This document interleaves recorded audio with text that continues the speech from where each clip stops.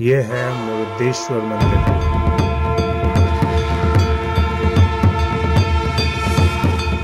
नमस्कार दोस्तों, कैसे हैं आप लोग। मैं वैरागी लेके चल रहा हूँ फिर से आपको वैरागी की दुनिया में। आज मैं आपको लेके चल रहा हूँ वर्ल्ड के सेकंड हाईएस्ट शिव टेम्पल के पास, जो कि मुरुदेश्वर कर्नाटका में है। जहाँ तक पहुँचने के लिए मैंने बीच में एक स्टेशन का हॉल्ट भी लिया। तो अभी मैं जा रहा हूँ मुरुदेश्वर, जिसके लिए मैं एक हॉल्ट स्टेशन का ले रहा हूँ, यानी कि गोकर्णा, जो बहुत ही खूबसूरत शहर है, समुद्र के किनारे पे बसा हुआ है। उसके बाद हम मुरुदेश्वर के दर्शन करेंगे। चलिए शुरू करते हैं अपनी यात्रा। दिल्ली से मुरुदेश्वर की डायरेक्ट ट्रेन तो नहीं मिल रही थी, इसलिए गोकर्णा को हॉल्ट स्टेशन बनाकर वहां पर कुछ देर आराम किया, जो कि एक समुद्र तट पर बसा हुआ गाँव है। चलिए मैं आपको इसका नज़ारा दिखाता हूँ।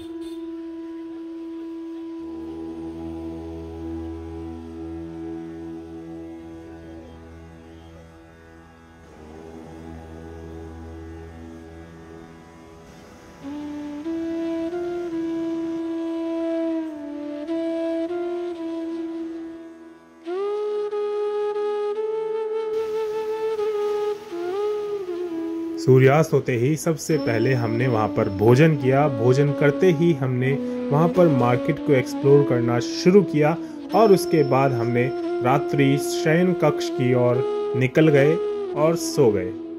अगली सुबह हमें जाना है मुरुदेश्वर।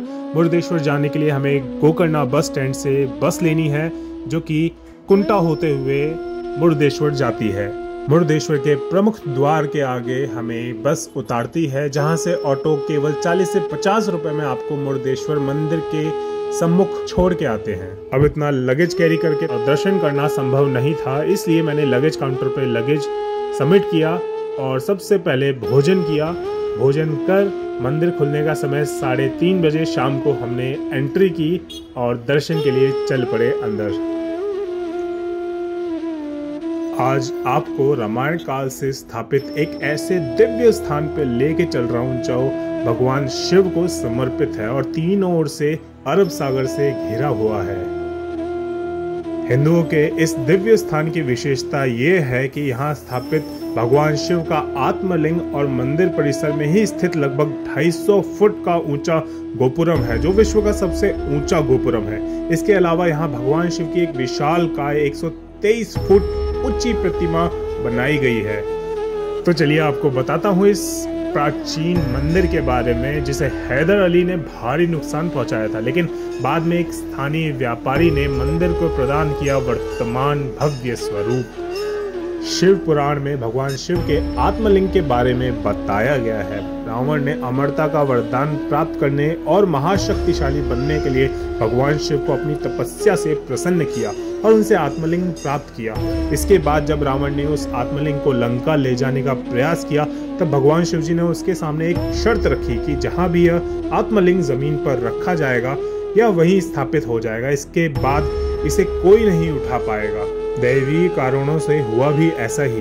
भगवान शिव को मुरुदेश्वर के नाम से भी जाना जाता है, इसलिए यह मंदिर जहां स्थित है उस कस्बे का नाम मुरुदेश्वर और मंदिर का नाम मुरुदेश्वर मंदिर पड़ गया।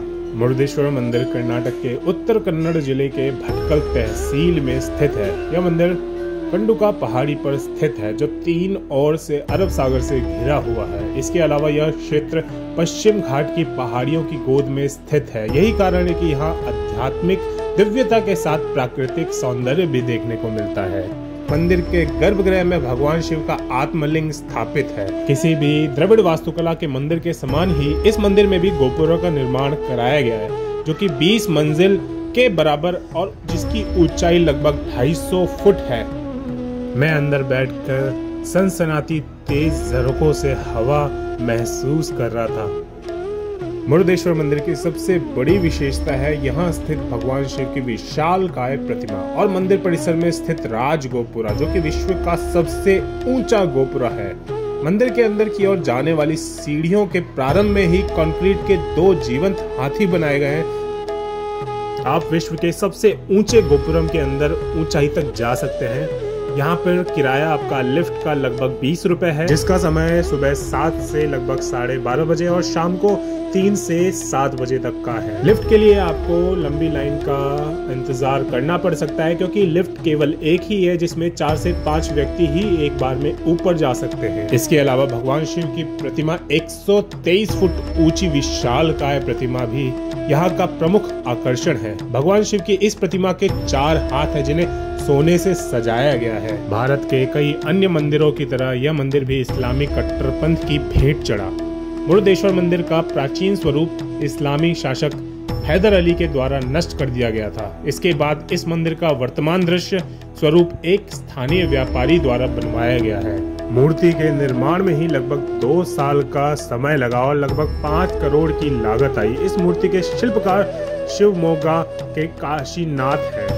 भगवान शिव की मूर्ति को इस प्रकार बनाया गया है कि इस पर सीधे ही सूर्य की किरणें गिरती रहे और यह मूर्ति लगातार चमकती रहे।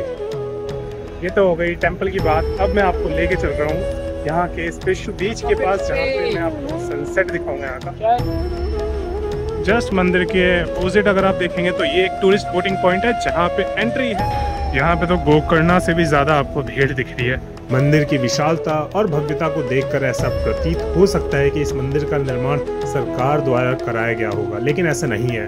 मंदिर में स्थित विशाल गोपुरा का जीर्णोद्धार और भगवान शिव का विशालकाय मूर्ति का निर्माण स्थानीय व्यापारी और समाज सेवी आर.एन. शेट्टी के द्वारा कराया गया है। मुरुदेश्वर समुद्री तट पर्यटकों को बेहद ही रोमांचित करता है। मुरुदेश्वर मंदिर की यात्रा पर आने वाले पर्यटक मुरुदेश्वर बीच की ओर रुख करना कभी नहीं भूलते हैं। अब आप भारत के लगभग दक्षिण छोर की ओर जाएंगे तो सूर्यास्त समुद्र में होते हुए देखना तो बनता ही है। चलिए मैं आपको सूर्यास्त का नजारा दिखाता हूँ। कहते हैं कि फोटोग्राफर्स और वीडियोग्राफर्स ने जितना सूर्यास्त और सूर्योदय देखा है उतना एक आम इंसान लगभग 3 से 5% ही देख पाते हैं। इस मंदिर में दर्शन का समय सुबह 6 से 1 बजे तक का है।